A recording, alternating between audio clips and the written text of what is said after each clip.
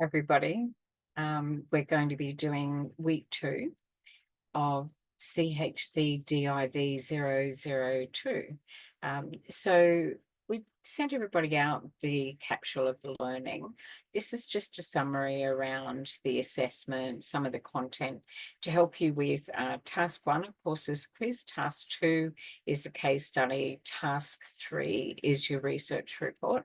And then task 4 is your reflection about what you discovered, how that might change how you approach things, what you would have learned from this as well. And I hope you find this interesting, this particular unit. This is to help us best help our First Nation and Torres Strait Island clients. And we do that through an understanding. So it's our second session. We have one more week next week on this unit. So tonight we held a discussion around colonisation, what happened afterwards, and some of the key historical events, which will go into a research report for you. These are just some suggestions around things that have happened that are significant and that you can go and find some research around these. And of course, our acknowledgement to country.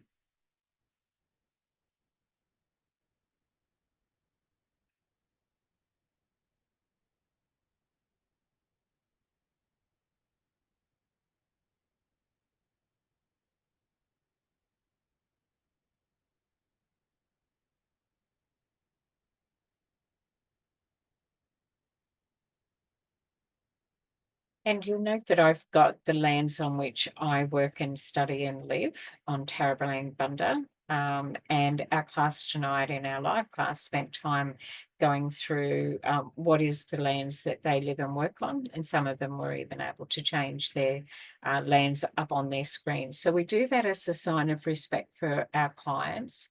But it's also good information for us as stepping off to do some research around what happened where you are and what's some history around there.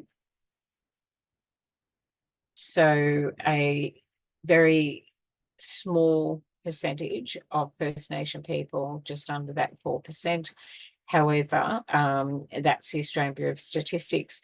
There is some of that data that's lost. We don't have all of that data, so it's greater than that. But for the purpose of doing your research, you'll have a look at what the Australian Bureau of Statistics say, which is the national, and we do that on our census night. And then when you go to your local government area, it will give you the ABS data and how your local area compares to the national average on anything, the ages, the education level, the different cultures that are in your region as well. It'll give you a percentage. So I know that on the lands that I'm in, one of the highest represented diverse cultures that we have in the area that I live is Greek and Italian, because they originally came to Australia and they were cane cutters, because it's a cane area, which of course from the cane they get the sugar, and from the sugar they get the Bundaberg rum. Which is where Bundaberg is often referred to. But there's also a lot of history about slave labour, the Kanakas as well, having an understanding around what happened and why people call a city or a place by a different name. The original name of this was Tarraballine Bunda Bailai. And then there's other lands. So in our area, we cover 150 kilometres radius, but there's quite a lot of tribes and clans that sit inside that as well. So learn where you are and how large that might cover. It was interesting hearing where everyone was coming from tonight in our classes. So, which of course, and then we moved over into doing role plays in real time. So your research will cover the effect of colonization, so colonialism, and how it changed life and forever. And we talk about intergenerational trauma because it was traumatic, and that's an imprint that leaves the storytelling in every family. So the British claimed this land as being nobody was here, belonging to no one, which was not factual at all, and that First Nation people have been here for a history that can now be traced back to 65,000 years and maybe even more. So there was never any treaty or agreement with the Indigenous occupants, and their land was taken over by white settlers and settlement. So it was originally a penal colony because the prisons were full in Britain, and so they put them on 7 ships and sent them out as convicts. And so some people's story is the convict story, and then some people is the settlers that came out to develop this land that the British claimed to be their own, which puts us in that category of being a Commonwealth country, the same as Canada, the same happened there as well. And New Zealand. So for 200 years, mainstream law recognised no Indigenous rights to land. It took that long. And citizenship, it wasn't until 1967, Aboriginal and Torres Strait Islander people, like others born in Australia, became Australian citizens.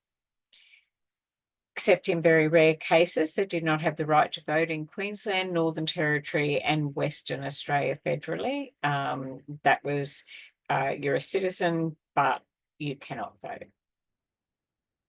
So it took time.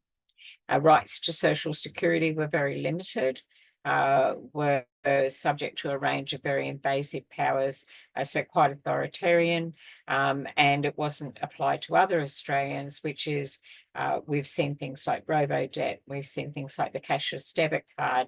They are the invasive powers that some governments, doesn't matter what flavour, but some governments will apply to certain people in the community. When the cashless debit card came out, of course, it was 2 First Nation communities and 1 community, 1 electorate, that they targeted all the young people. It happened to have been the electorate that I live in. And it took a lot of work to get that removed. However, a change of government could see all of that reintroduced, except next time it will be everybody in receipt of any type of payment, rent assistance or parenting payments, or they've changed, the pension is now sitting in under welfare, so it'll sit in around that as well. So it's a policy applied with the power of the government of the day, that 80% of those funds will be quarantined and then will only be able to be drawn upon with somebody else's say-so. So it'll be challenging coming into the future, but it was challenging back then when there were no rights and nobody could speak up about that. Even First Nation people that went and enrolled in the Australian Defence Forces and fought for the country, they're the only ones that had to give their uniform back. They're the only ones that weren't given the card, veterans card, and of course, even in those days, the RSL was not open to non-white. So it, you know, that's not that long ago, when you think about it in the scheme of 65,000 years and even the 200 plus years, what that actually looks like for First Nation people whose history goes back till the beginning of time. They were citizens in name, but not in practice. So it was, here it is, it's written on a piece of paper, but like all policies and procedures, you can have a policy around it, or you can have a law or something that gets added into an amendment, but it doesn't sit in the Constitution. Anytime that they put a vote up, it hasn't landed, because Australia, for the collective cultural mindset, is that not yet.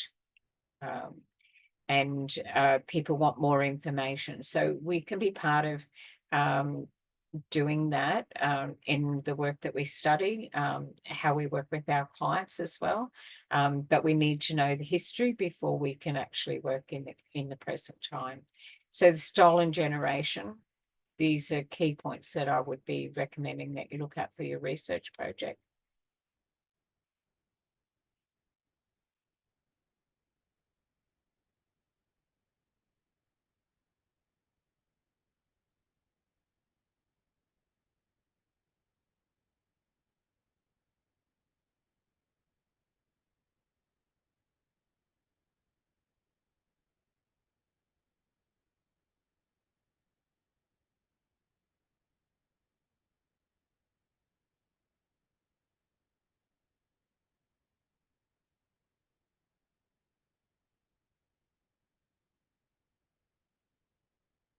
So it's important when you come to this part of your questions, that what was the policy around the stolen generation? It's important that you add in your answers that it was always viewed by the government and successive governments that you could breed out someone's Aboriginality, which is untrue, of course. So the colour of your skin does not make you more or less identified to your culture, and we're doing diversity. So someone's image of what a First Nation or a Torres Strait Island person needs to look like is a lens that's flawed. So we cannot do that and apply that lens over everything. We need to be open. The only way to do that is to have that information and awareness. So stolen generations, as adults, they suffered. So they self-harmed, self-medicated, attachment disorders, mental health impact, complex post-traumatic stress disorder, and then as adults, PTSD, and of course, victim survivors of the horrific abuse from institutions. And then, of course, overrepresented in the justice system, mental health issues and suicide and violence and abuse of alcohol and drugs, which is a form of self-harm.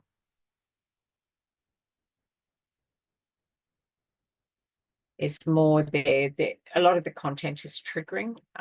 Just make sure that if you're checking in, on how solid you feel, pick when you watch these recordings as well. Right? Don't watch them when you're feeling really flat. They can be quite triggering for us as workers as well, and yourself as a student. Just be really mindful that you do that in so many bites, but we need to have an understanding from different people's perspective. That's the work that we do when we go into this space. We are there to come out of service and have unconditional positive regard. So we look at mental health.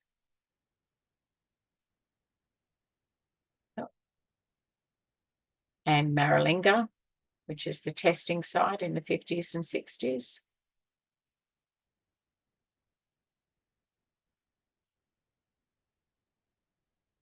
So First Nation people living there were used as lab rats.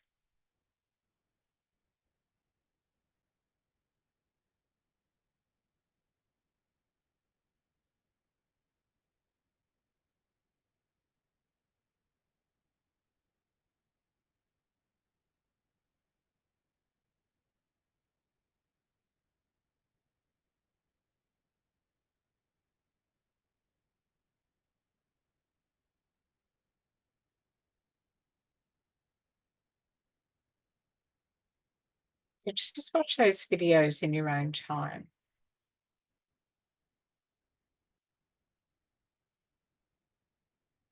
Just in summary, in wrapping up our session 2.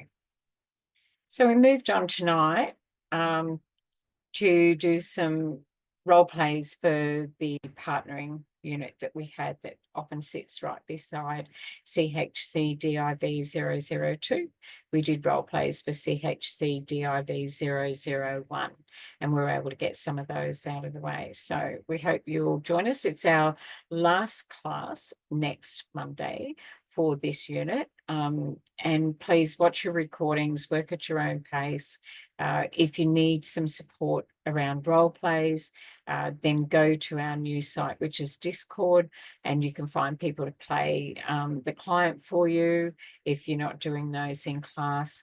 And there's a lot of additional resources for you on how to do a role play, what we mark for in a role play, what we might ask you to fill a gap if it's not quite there.